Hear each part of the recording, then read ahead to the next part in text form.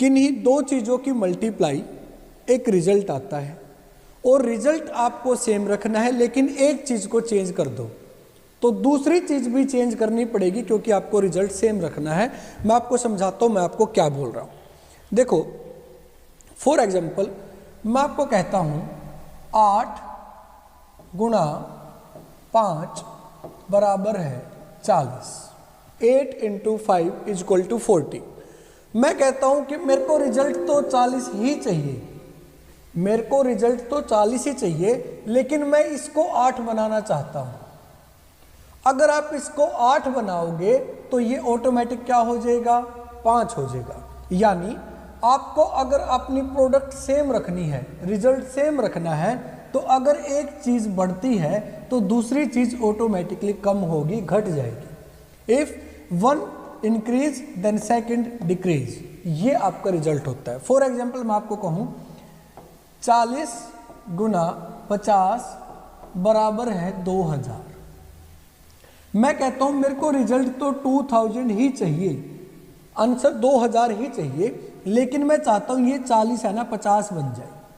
तो अब क्या कहोगे कि ये 40 अगर 50 बन गया है तो ये 50 ऑटोमेटिकली क्या हो जाएगा, तभी रिजल्ट सेम रहेगा। और देखो मैं कहता हूँ 6 × 50 = 300 और मैं इस 6 को 5 करना चाहता हूँ, एक कम करना चाहता हूँ। जब एक चीज़ कम हो जाएगी तो दूसरी चीज़ ऑटोमेटिक बढ़ जाएगी और रिजल्ट आपका सेम आएगा। तो प्रोडक्ट को हमने कांस्टेंट रखा है, इसलिए बन गया कांस्टेंट प्रोडक्ट रेशियो। और उसमें अगर एक चीज़ इंक्रीज होगी तो दूसरी डिक्रीज होगी, एक चीज़ डिक्रीज होगी तो दूसरी इंक्रीज होगी, एक चीज़ बढ़ेगी तो दूसरी चीज़ घटेगी। ये आपका कांस्टेंट प्रोडक्ट रेशियो होता है। अपने क्वेश्चंस में कैसे यूज करेंगे इसको, देखो अगर मैं कहता हूं कि 60 km/h से किसी दूरी को 4 घंटे में तय किया गया। अब दूरी है, जो डिस्टेंस है वो 240 किलोमीटर आ गया। ए distance of 240 kilometre covered with A speed of 60 km/h in 4 hours. मैं कहता हूँ मेरे को ये डिस्टेंस 4 की बजाय 3 आवर्स में मेरे को ये डिस्टेंस जो है वो कवर करनी है। अब मैंने टाइम को कम कर दिया है तो मेरे को ऑटोमेटिक स्पीड को बढ़ाना पड़ेगा। अब स्पीड आपकी कितनी हो जाएगी, 80 km/h। रिजल्ट आपका सेम डिस्टेंस कवर होगी 240 किलोमीटर। ठीक है, तो यहां से एक रिजल्ट आपके सामने निकल के आएगा कि जो इंक्रीज हुई है वो देखो 20 से इंक्रीज हुई है। कितने के ऊपर इंक्रीज हुई है, 60 के ऊपर। यानी किस रेशो में चेंज हुई है, 1/3। जो चीज बढ़ी है वो 60 से 80 हो गई, यानी 20 बढ़ी है 60 के ऊपर, यानी उसका रेशो क्या था, 1/3। 1/3 1/3। अगर इंक्रीज हुआ रेशो 1/3 है तो डिक्रीज हुआ रेशो 1/4 होगा। ये कैसे होगा ये मैं आपको समझाता हूं। ठीक है, ये मैं आपको समझा देता हूं, एक बार देखो। अगर इंक्रीज हुआ रेशो 1/3 है तो डिक्रीज हुआ रेशो 1/4 होगा। यानी जो 4 वैल्यू थी वो 1/4 से डिक्रीज होगी, यानी 1 कम हो जाएगी। 4 में से 1 कम होगा तो रिजल्ट वापस क्या आ जाएगा, 3। ये आपका कांस्टेंट प्रोडक्ट रेशियो होता है। क्या समझ में आया बच्चों, बताओ फटाफट। क्लियर है, बताओ क्या ये चीज समझ में आई है। यानी अगर आपका इंक्रीज होने वाला रेशो A/B होगा तो डिक्रीज होने वाला रेशो A/A+B होगा। ये होगा ही होगा। ठीक है, हमेशा ये चीज रहेगी। 25 men can complete a work in 6 days। ठीक है, how many time will take 30 men to complete that work. अब आदमी जो है वो 5 इंक्रीज हो गए, कितने पर, 25 पर। तो कितने से इंक्रीज हुए, बड़े हैं 1/5 से। अगर इंक्रीज होने वाला 1/5 है तो डिक्रीज होने वाला ये सेम रहता है और नीचे दोनों का सम यानी कितने से डिक्रीज होगा, 1/6 से। 6 को 1/6 से डिक्रीज करोगे तो कितने से डिक्रीज होगा, 1 से कम होगा, यानी ये कितना टाइम लेंगे, 5 दिन लेंगे। ये आपका कांस्टेंट प्रोडक्ट रेशियो है। क्या समझ में आया है बताओ। अगर इंक्रीज हुआ रेशो A/B है तो डिक्रीज हुआ रेशो A/A+B होगा। ये कब होगा, जब रिजल्ट सेम रखना है और एक चीज को चेंज किया जाए तो दूसरी चीज भी चेंज होगी। कैसे, एक बढ़ेगी तो दूसरी घटेगी और एक घटेगी तो दूसरी बढ़ेगी। If one increase then second decrease, if first decrease then second increase. ऐसे आपका रेशो चलता है जिसको आप कांस्टेंट प्रोडक्ट रेशो कहते हैं। मैं आपको सीधा फर्स्ट क्वेश्चन पर लेके जाता हूं। देखो फर्स्ट क्वेश्चन आपका क्या है, आपका पेपर में आया हुआ है CDS 2017 में। ध्यान से देखो क्या क्वेश्चन है बच्चों। क्वेश्चन है if the base of a triangle is increased by 12.5% and the area is unchanged then by how much percent does the height decrease. अगर किसी त्रिभुज के आधार में 12.5% की वृद्धि हो जाए तो ऊंचाई में कितने प्रतिशत की कमी होगी ताकि क्षेत्रफल अपरिवर्तित रहे, एरिया पर कोई इफेक्ट ना पड़े। ध्यान से समझेंगे सभी बच्चे। कितने से, 12.5 से बढ़ा है। डेसिमल हटाएंगे तो डिवाइड में 10 और परसेंटेज रिमूव करने के लिए डिवाइड में क्या आता है, 100। 25 से कटेगा, 5 से कटेगा, तो यानी ये फ्रैक्शन किसके इक्वल है, 1/8 के। अगर बढ़ने वाला भिन्न 1/8 है तो कम होने वाला भिन्न 1/9 होगा या नहीं होगा, होगा। और आंसर आपको बताना है परसेंटेज में, तो परसेंटेज के लिए मल्टीप्लाई बाय 100, तो आंसर होगा 100/9%। आंसर होगा 100/9%। बताओ क्या समझ में आया।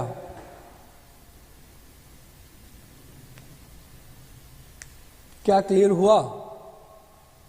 बढ़ने वाला प्रतिशत, क्योंकि रिजल्ट अपरिवर्तित अनचेंज्ड, रिजल्ट वही रखना है। एक चीज को बढ़ाया गया है तो दूसरी चीज कम होगी। न्यूमरेटर अंश हमेशा सेम रहता है, कम की तरफ जाते हैं तो दोनों का जोड़ आता है, इधर से इधर आएंगे तो दोनों का डिफरेंस नीचे आता है। बस ये चीज ध्यान रखनी है। फटाफट बताओ क्या ये चीज आपको क्लियर है, बताइए, फिर क्वेश्चंस पे चलते हैं।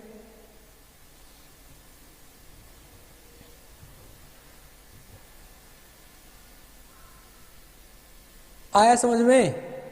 चलो नेक्स्ट क्वेश्चन देखो बच्चों। नेक्स्ट क्वेश्चन क्या कह रहा है देखो एक बार।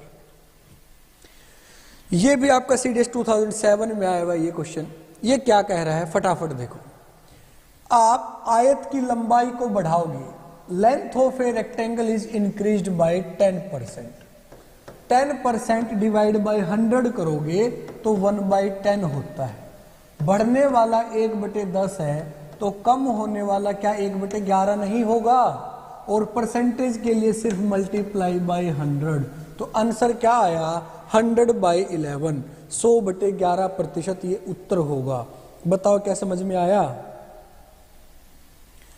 अगर इंक्रीज हुआ रेशो, अगर इंक्रीज हुआ रेशो A/B है तो डिक्रीज हुआ रेशो A/ दोनों का सम होता है A/B।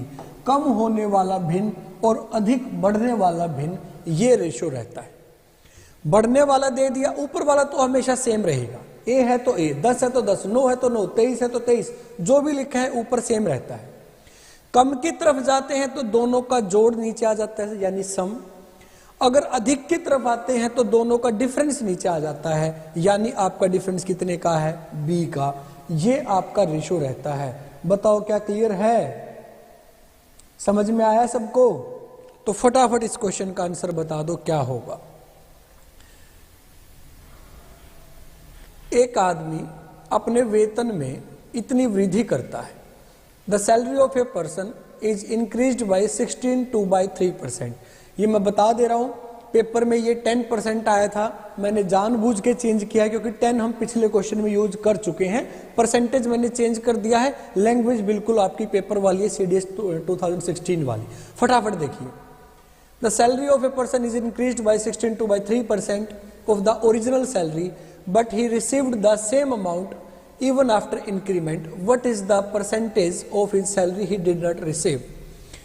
अगर एक वैल्यू बढ़ी है तो दूसरी उसको कम मिलनी ही मिलनी थी, क्योंकि जितनी सैलरी उसको मिल रही थी उतनी ही दे रही है। मैं समझा रहा हूं क्या कह रहे हैं।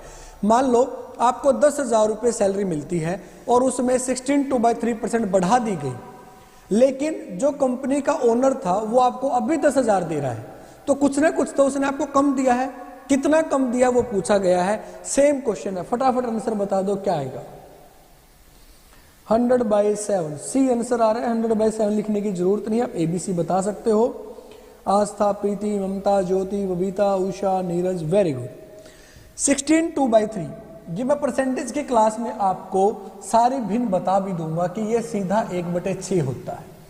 16 3 48 और 2 50/3 50/3 परसेंटेज रिमूव करने के लिए डिवाइड बाय 100, ये 2 बार परसेंटेज लिखा गया गलती से, ठीक है। तो 50 ये 2 पे कटेगा तो क्या है 1/6, वृद्धि हो रही है। अगर बढ़ने वाला 1/6 है तो क्या कम होने वाला 1/7 नहीं होगा, और परसेंटेज के लिए मल्टीप्लाई बाय 100, तो आंसर होगा 100/7 यानी ऑप्शन सी। बताओ समझ में आया। हाँ, 1/6 से अगर इंक्रीज हो रहा है तो डिक्रीज 1/7 से होगा। एक और बात मैं आपको बता देता हूं, अगर आपका जो फ्रैक्शन आता है वो 1 के बटे में है, जैसे इस क्वेश्चन में भी 1 के बटे में आया, पिछले क्वेश्चन में भी 1 के बटे में था, तो इससे पहले क्वेश्चन में भी 1 के बटे में था। अगर ये 1 के अपॉन में आपका फ्रैक्शन आता है, CDS में आया हुआ ये क्वेश्चन भी, अगर 1 के अपॉन में ये क्वेश्चन आता है, आपका कोई भी फ्रैक्शन आता है, तो ये देख लो बढ़ाना है बाद में आंसर या घटाना है, कम करना है, इंक्रीज या डिक्रीज। क्वेश्चन वाले ने क्या पूछा, कम। जो उसका इंक्रीमेंट था कितना कम मिलेगा, उसे नहीं मिला ये पूछा गया, इंक्रीज दिया गया, कम पूछा गया है। तो कम के लिए गिनती में उसके नीचे वाली वैल्यू, काउंटिंग 1 2 3 4 5 6 7 8 9 10 ऐसी गिनती होती है ना, 1 2 3 4 5 6 7 8 9 10, उसमें नीचे क्या लिखा था 1/6। कम करना है तो 6 के नीचे गिनती में कौन होता है 7, आंसर है। इंक्रीज कराता तो गिनती में 6 के ऊपर कौन होता है 5, 1/5 आंसर होता। मैं फिर समझा रहा हूं, मैं आपको क्या कह रहा हूं, अगर आपका जो फ्रैक्शन आता है, जो भिन्न आती है, वो 1 के बटे में आता है, अंश न्यूमरेटर अगर 1 रहता है और वो आपसे कम कराने को कहे, कम के लिए डिक्रीज का आंसर पूछे, तो काउंटिंग में उसके नीचे जो वैल्यू वो आंसर होता है। 6 के नीचे गिनती में कौन होता है 7, 1/7 आंसर। अगर वो बढ़ाने को कहे तो एक स्टेप ऊपर, 6 से ऊपर गिनती में कौन होता है 5, 1/5 आंसर। यानी अगर मैं आपको ये कहूं 1/11 घटा दिया गया, कितने से बढ़ाए, तो ऊपर जाना है, काउंटिंग में 11 के ऊपर कौन होता है 10, ये आंसर हो जाएगा। कम कराना है तो एक स्टेप नीचे, बढ़ाना है तो एक स्टेप ऊपर। क्लियर है। चलो नेक्स्ट क्वेश्चन पे आते हैं। देखो ये एसएससी के लिए तो बहुत ज्यादा इंपॉर्टेंट है, एसएससी एचएसएससी रेलवे के एग्जाम्स के लिए बहुत ज्यादा इंपॉर्टेंट है, सीडीएस में भी आ चुका है सेम क्वेश्चन आपका। मैं आपको बताता हूं कैसे लैंग्वेज आती है। एचएसएससी में अगर ये पेपर आता है, एसएससी में आता है, रेलवे में आता है, DSSB में आता है, तो लैंग्वेज क्या आती है। चीनी के मूल्य में 25% की वृद्धि हो जाने पर एक महिला अपनी चीनी की खपत में कितने प्रतिशत कमी करे कि कुल खर्च में कोई वृद्धि ना हो। When the price of sugar increased by 25%, by how much percent a woman decrease his consumption so that there will be no increment in his total expense। ऐसे आपका क्वेश्चन मिलता है आपकी लैंग्वेज में, जिस भी एग्जाम में पेपर में क्वेश्चन आता है।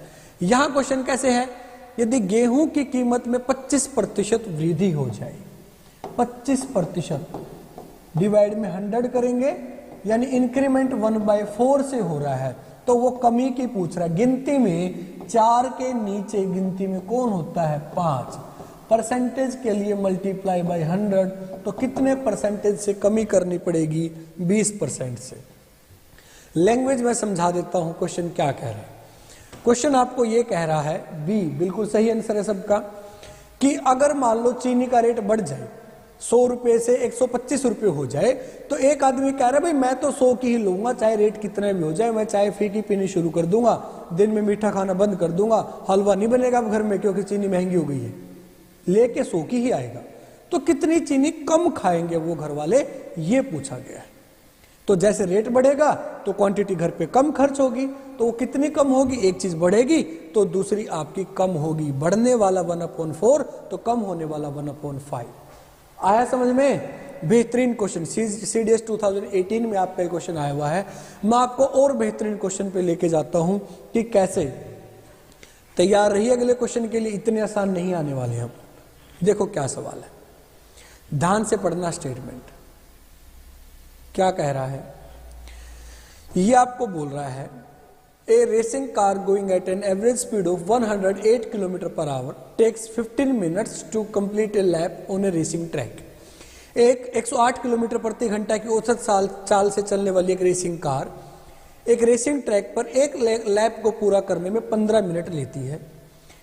By how much should it increase its speed in km/h to complete the lap in 12 minutes. CGL mains में आ चुका 2017 में। वही लैप 12 मिनट में पूरा करने के लिए अपनी स्पीड कितने से बढ़ानी पड़ेगी। अगर टाइम कम लेना है तो स्पीड तो बढ़ानी पड़ेगी कार वाले को, एक चीज बढ़ेगी तो दूसरी कम होगी। 108 km/h से चल रहा है, कितने से बढ़ाए ये पूछा गया है। तो दूसरी चीज कम हुई होगी, 15 मिनट से टाइम जो है 12 मिनट कर दिया गया। तो कितने की कमी कर दी गई, 3 की। कितने पर, 15 पर। तो कमी कितने की है, 1/5 की। तो बताओ वृद्धि कितने की होगी। अगर 1 के बटे में है तो गिनती में 1 ऊपर, तो वृद्धि कितने की होगी, 1/4 की।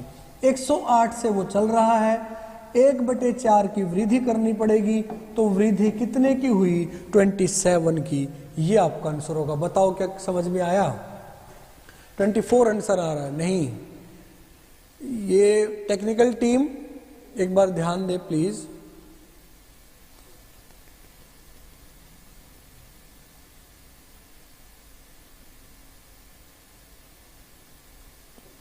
अरुण सर,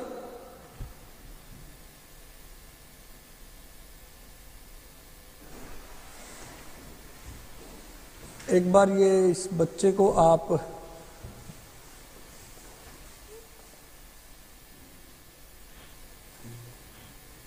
चलो बताइए कैसा 27% कहां से आ गया, इसमें स्पीड है ये।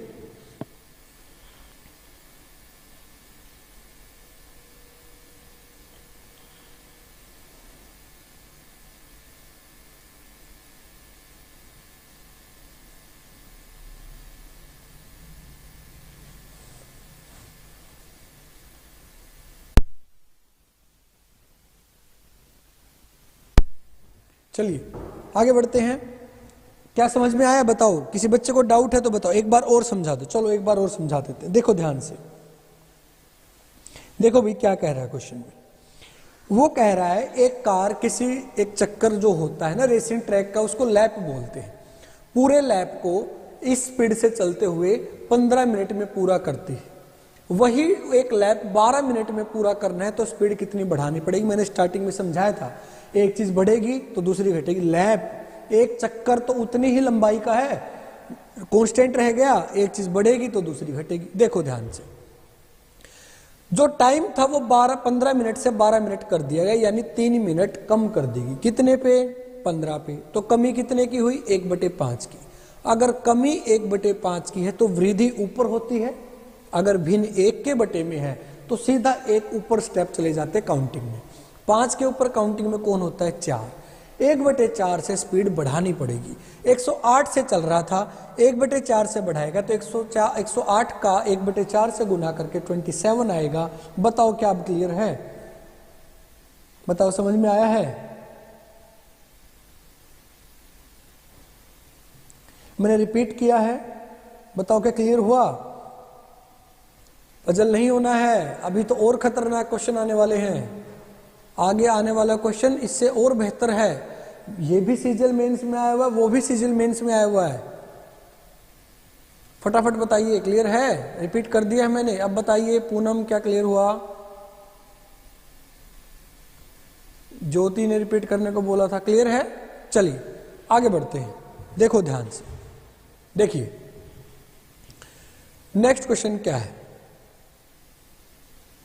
ए और बी 72 और 90 किलोमीटर प्रति घंटा की चाल से एक शहर से दूसरे शहर की यात्रा करते हैं। 2 cars A and B travels from one city to another at speed of 72 kilometre per hour and 90 kilometre per hour respectively. यानी एक की स्पीड है 72 किलोमीटर पर आवर और दूसरे की स्पीड है 90 किलोमीटर पर आवर। क्लियर? फिर उसने बोला है बी जो है वो 1 घंटा कम लेती है ए से। ये क्वेश्चन जिस फॉर्मेट में है आप वो भूल जाओ, आप सिर्फ इधर ये ध्यान दो कि ये एक ही आदमी है, इसने अपनी स्पीड जो है वो 72 से 90 कर दी, यानी 18 से बढ़ा दी कितने पे, 72 पे, तो कितने से बढ़ा दी है 1/4 से। अगर स्पीड 1/4 से बढ़ाई है तो टाइम 1/5 से कम होगा।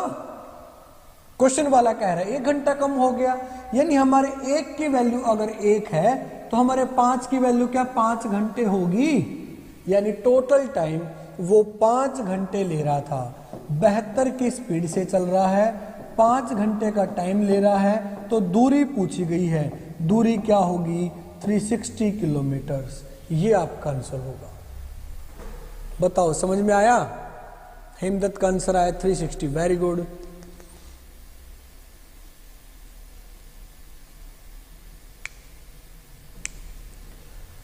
बहत्तर से 72 से अगर 90 उसने अपनी स्पीड की है तो 18 बढ़ा देगी 72 पर 72 पर, तो 1/4 से अगर बढ़ाया है तो कम 1/5 से होगा। अब कम होने वाला टाइम हमारे पास है 1 घंटा, यानी 1/5 की वैल्यू अगर 1 है तो पूरे 1 की वैल्यू 5 होगी। इसका मतलब टोटल टाइम उसे 5 घंटे लग रहा था, टोटल टाइम उसे 5 घंटे लग रहा था। अब इस 5 घंटे लग रहा था, ओरिजिनल स्पीड कितनी थी 72 किलोमीटर पर आवर। इस स्पीड से अगर वो 5 घंटे में कोई दूरी तय करेगा तो कितनी दूरी तय होगी 360 किलोमीटर। क्लियर है?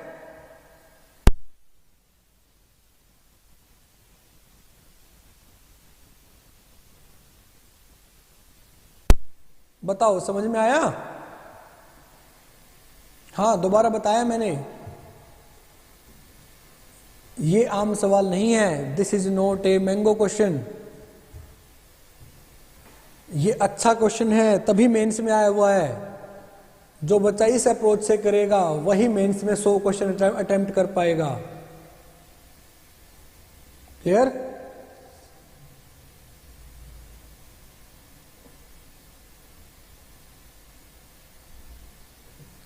चलो भाई आगे बढ़ते हैं।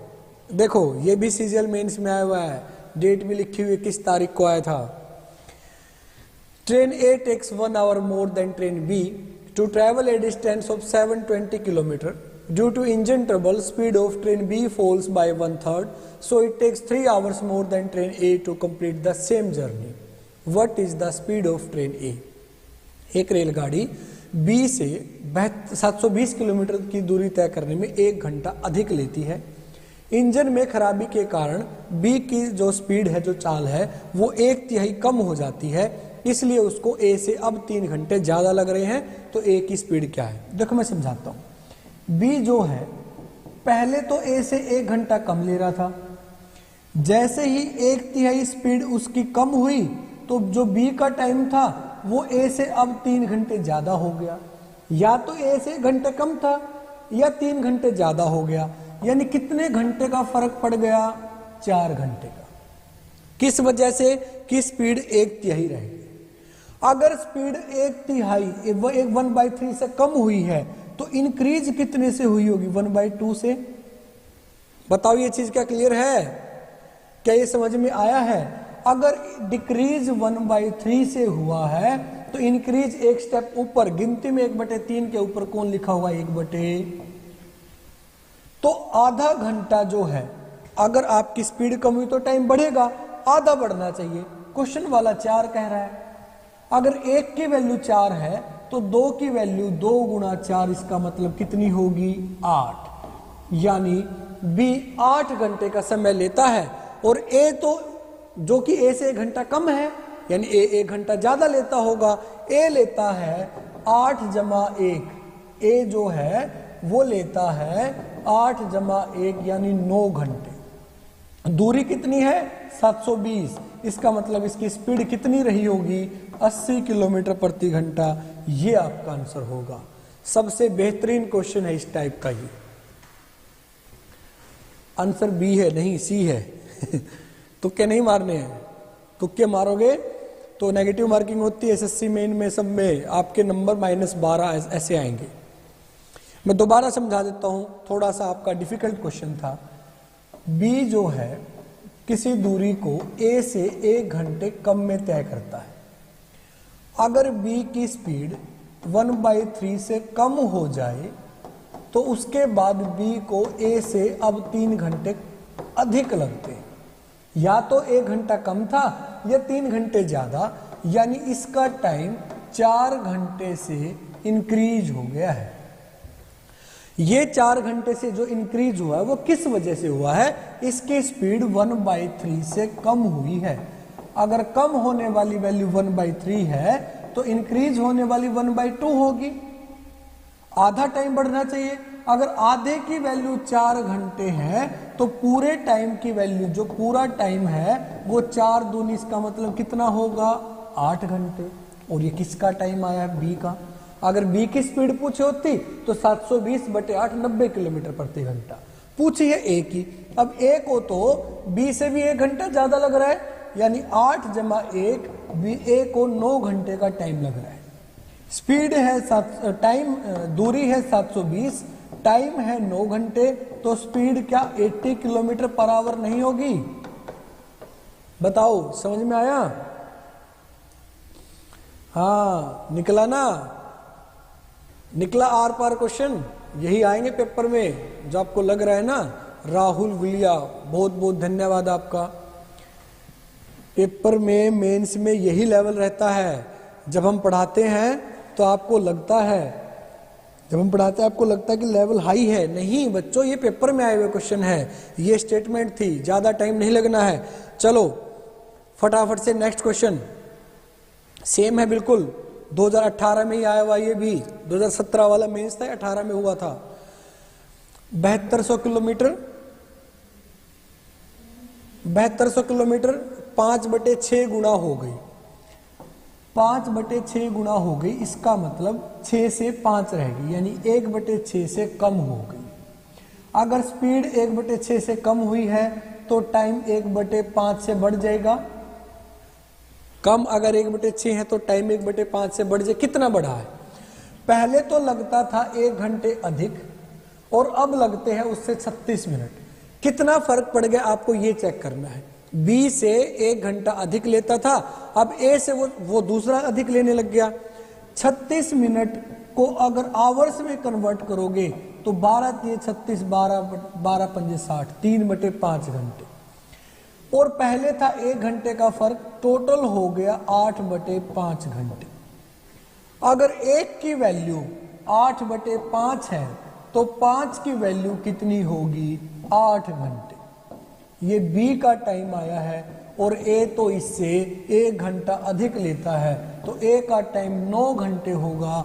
7200 की आपकी दूरी है, 9 घंटे, तो स्पीड क्या होगी? 800 किलोमीटर पर आवर। ये उत्तर होगा। ऐसे नहीं है बच्चों, ये पेपर में आए हुए क्वेश्चंस हैं। ऐसे ही थोड़ी इनकम टैक्स इंस्पेक्टर लग जाओगी, ऐसे ही थोड़ी सरकार आपको जूनियर स्टैटिकल ऑफिसर बना देगी। ये क्वेश्चन आने चाहिए। ये मुश्किल से 25 से 30 सेकंड का क्वेश्चन है, अगर आपको क्लियर है तो। समझ में आया है? चलो ये देखो सीडीएस में आया हुआ क्वेश्चन है, लास्ट क्वेश्चन है आज का। बिल्कुल सेम पैटर्न पे आपको करना है। जब ट्रेन की गति 20% बढ़ जाती है, 20% स्पीड बढ़ गई है, 20% का फ्रैक्शन होगा 1/5। बढ़ने वाला 1/5 है तो कम होने वाला 1/6 होगा, यानी टाइम 1/6 से कम हो जाएगा। क्वेश्चन वाला कह रहा है 20 मिनट, अगर 1 की वैल्यू 20 है तो क्या 6 की वैल्यू 120 होगी? ये आंसर है। ये क्वेश्चंस करने का पैटर्न है। ये क्वेश्चन करने का पैटर्न है। ये ऐसे ही थोड़ी सीजीएल में सीडीएस में इंस्पेक्टर लग जाओगे, ठीक है।